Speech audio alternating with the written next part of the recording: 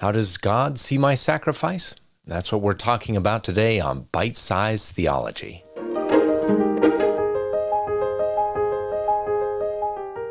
Hello and welcome to Byte-Size Theology. My name is Philip Nelson, and we are continuing in Mark for our Summer Reading Challenge of 2022. Today's reflections from Mark chapter 12 address the way that God weighs or sees my sacrifices.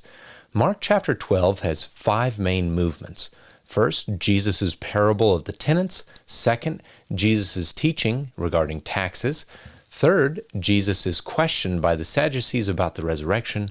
Fourth, Jesus is questioned further by the scribes. And fifth, Jesus' observation of a widow's offering.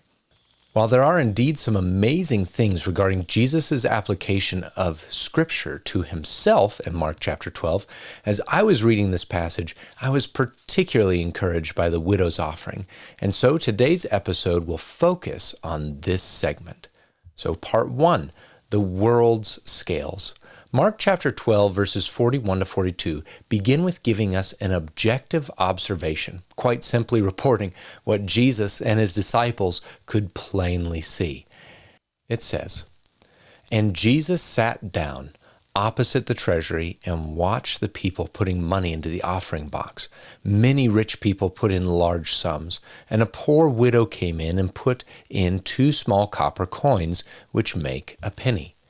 Now, reading these verses in isolation, we can probably identify with this. There are folks who are wealthy, and when they give to charitable causes in general, or to the church in particular, we look at the amounts that they give, and it is impressive. Now, as a side note, in this passage in particular, Jesus is not condemning the generosity of the wealthy. He does, however, condemn at times the manner in which people have given. And for that, we would consider the Sermon on the Mount. But when we consider this, that you can be wealthy and give in a manner which honors God, but you could also be poor and give in a manner that does not honor God, it is good to hold that in our minds as we consider this text as well. But coming back to this text, when we see some of the tremendous amounts of money that people give to causes, and we look at the very little that we may have to offer, we might be tempted to use the world's scales to weigh the significance of our gift. And in doing so, we see that our gift is a fraction of a fraction, and we might be tempted to think, what in the world is the point? My friend, this applies to more than just money. This applies to our time, our service, our talents, and anything that is uniquely ours to give. And so it is a good thing that we have the opportunity to hear Jesus' comments in contrast to using the world's scales. We have a chance then to hear about the Lord's scales. And so that brings us to part 2, the Lord's scales. And so as we continue in the text, we see Mark chapter 12, verses 43 to 44, and we read, "And he called his disciples to him and said to them, 'Truly I say to you, this poor widow has put in more than all those who are contributing to the offering box.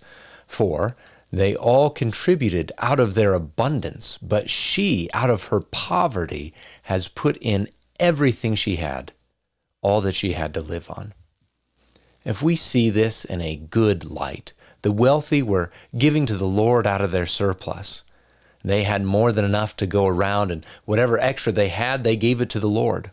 Or perhaps from a worse angle, perhaps whatever spare change that they had, they threw it to the Lord, just in the same way that we might leave a few coins for a panhandler.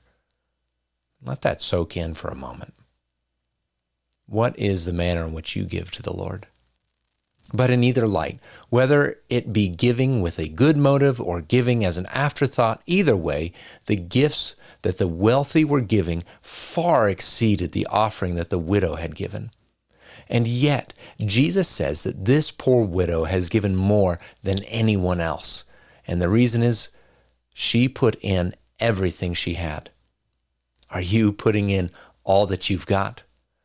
According to the world's scales, this widow's gift would never have been celebrated at a donor's banquet. She would not have been given any kind of honorable mention for her contributions. If that was her aim, she would have never given in the first place. but her aim was to worship the almighty living God who is worthy of everything. And so regardless of whatever size of these other large gifts that were being put in the box, she came and she gave. She gave not for others to evaluate the amount of her gift. She gave her gift of everything that she had for the Lord. And according to the Lord's scales, her penny is worth more than all the other gifts. My friend, this brings both comfort and conviction. These words bring comfort in this, that when the Lord looks at my offering, whether it be money or ability or talents or time, he looks to see if it is my all. And even though I may not have the same amount of money or abilities or talents, etc., of what I do bring, when I am bringing my all, that little gift to the Lord will be far more valuable to him than all the world can ever imagine. These words also bring conviction in this, that I cannot just pay off the Lord. I may have all the wealth in the world, but if my heart is not right in bringing my offering to the Lord, my gift can be more empty and more worthless than anything else that the world can imagine. And so, my friend, let me encourage you and challenge you today. Do not be discouraged from giving of yourself to the Lord because of what you see other people are doing and what other people are giving. For myself, in part, this is why I'm doing this YouTube channel.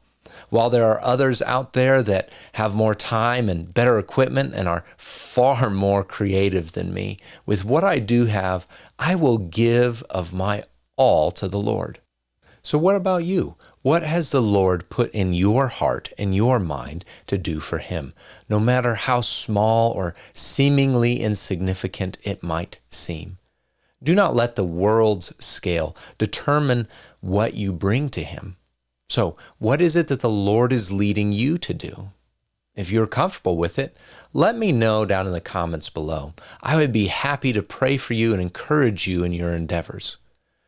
So, have you been following along with us in this summer reading challenge? I would encourage you to join. I've included a link down in the description for a PDF that has that reading plan. Thank you so much for joining me today on Byte-Size Theology. And as always, until next time, my friends, may our great and gracious God grant you focused, faithful, and fruitful time in his word. I'll see you over in the next episode.